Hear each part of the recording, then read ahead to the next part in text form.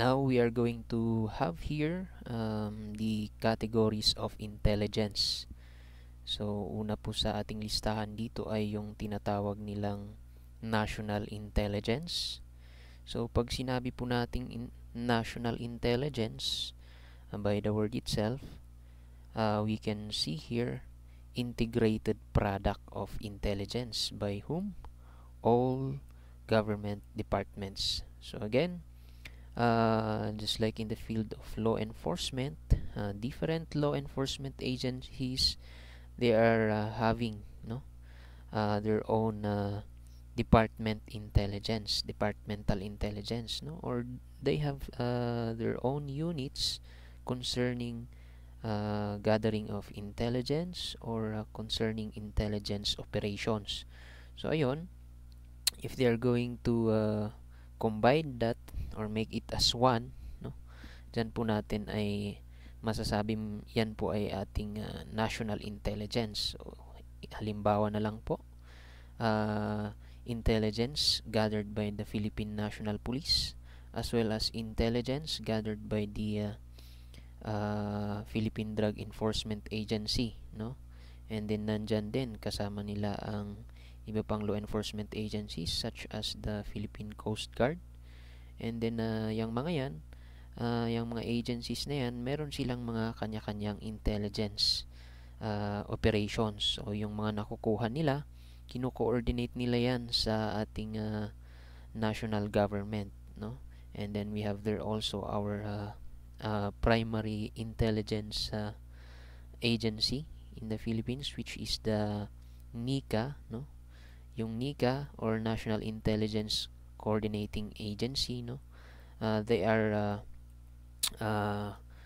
considered, no, as well as performing or concerned with our national intelligence, no? So lagi lang po nating tandaan pag sinabing national intelligence, integrated. So pag sinabing integrated, yan po ay combined, no, or pinag-isa kumbaga, no, lahat-lahat ng intelligence na meron po ang ating iba't ibang government departments, no. So yan po yung pinaka-keyword natin dyan. So we call that as national intelligence. In comparison sa pangalawa na sinasabi nilang departmental intelligence, no, or department intelligence, usually ito po yung mission or in line with the mission ng isang departamento, no. So ang nasabi nga natin kanina, all law enforcement agencies that we have here in the Philippines, meron po silang kanya-kanyang intelligence unit na nagkakandak ng kanilang sari-sariling intelligence operations. So yun ay ginagawa nila in order na ma-achieve nila yung mission ng department nila or yung function, may isagawa nila yung function ng kanilang department. Okay, so within the department or yung mga nakukuha nilang information and then after processing it, so for them to consider it as intelligence, yun po sinasabi nating department intelligence, no.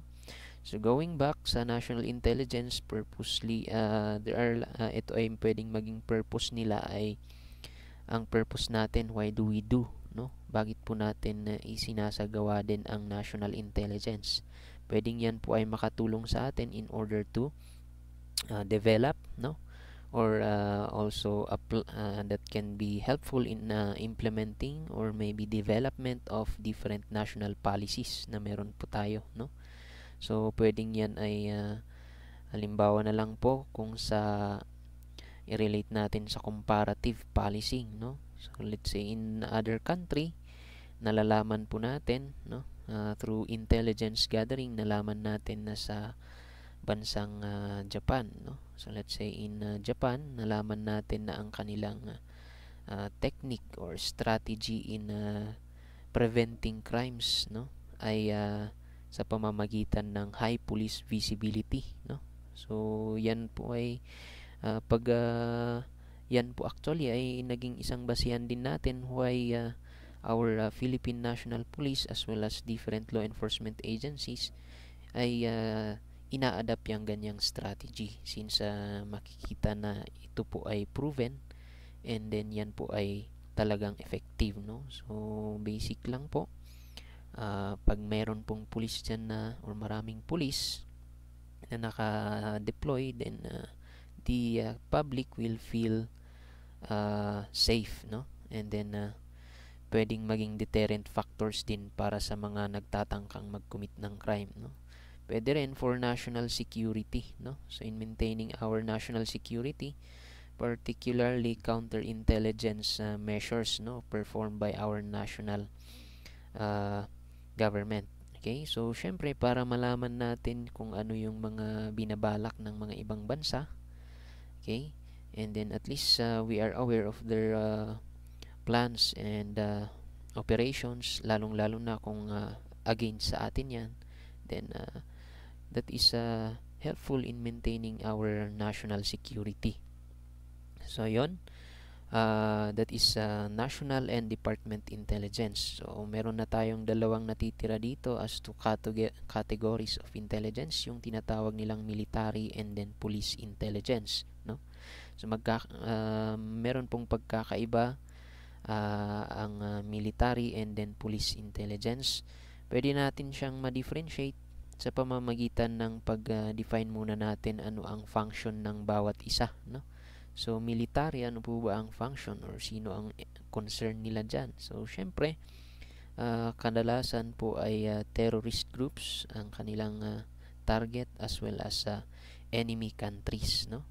So pag police naman, ang kanilang major function ay syempre ang labanan ang criminal elements, no? So they are more concerned with criminalities, no? So ngayon, pag i-define po natin, no, police intelligence, yan po ay mga information or operation na ginagawa natin in order to gather information about sa mga organized crime group, no, or OCGs na tinatawag nila. So organized crime group, katulad na lang po ng mga akyat bahay gang, no? Nandyan din mga budol-budol gang, no? Ano pa ba ang mga popular na mga organized crime group dito sa Pilipinas, no? So meron tayong mga involved din sa droga, no, na grupo ng mga kawatan, no? So ayun, maganda na makakuha tayo ng mga information about sa mga pagkakakilanlan nila, sino yung mga leader, at paano yung operation nila, ano yung mga pinaplano. So syempre yan ay sakop po ng police intelligence, or in other words, yan po yung tinatawag nating police intelligence, no?